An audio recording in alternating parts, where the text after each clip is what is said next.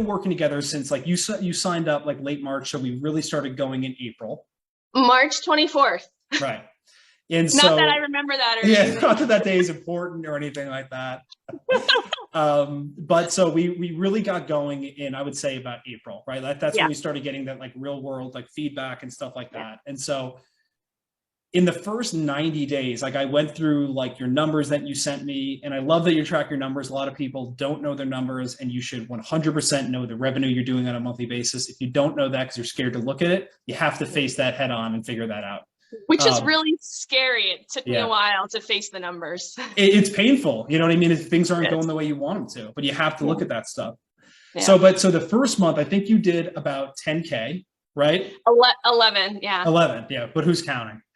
And then the second month was like, and second month was like 20, right? And then 20. The third month was about another, like you said at the end of the month, you were like, hey, I did 10.5 this month. And then you're like, oh, just add another $4,000. So you did 14. Literally the last 2 days, like people who I had talked to the month before were like, I'm ready to sign up now. And so I made 14 that month.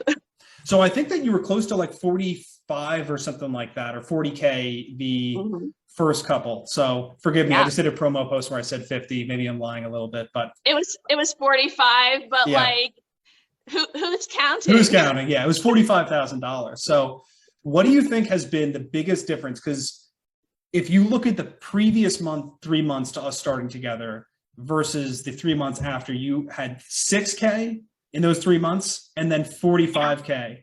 I was making like 1,500 to 2,500 a month. Yeah.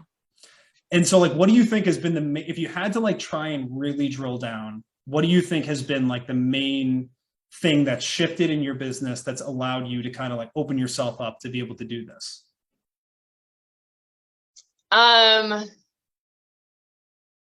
It had nothing to do with my programs or the dog training. Right. It had everything to do with I'm worth more. I deserve this, and I'm worth more than this.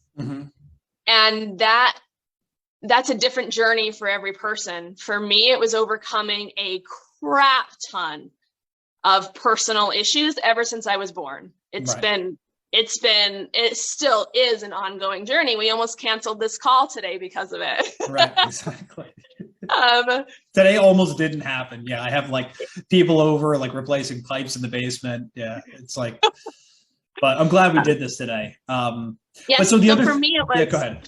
For me it was, do you not just know what you're worth, because what your logical brain and what I call it the monkey brain, like not just knowing what you're worth, but do you feel what you're worth? Do you respect yourself? Are you afraid to are you afraid? If you're afraid to lose money, then you shouldn't be an entrepreneur. Right. Because like what I mean by that is I've turned people down who are like, oh, that's too much for me. And I'm like, okay. Yeah. So I had to get over the fear of rejection. I had to respect myself, hold myself to a high standard, and not those things have been said over and over again. But my main thing was, do you know who you are? Do you know what your strengths are and how to access those? Right.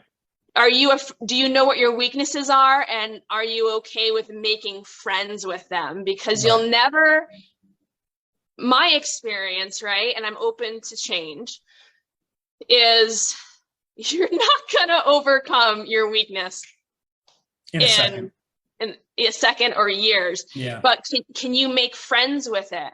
Can you acknowledge what your weaknesses are? Can you acknowledge that they're there and say, hey, I see you, and then be creative and find a solution around that? Right, exactly.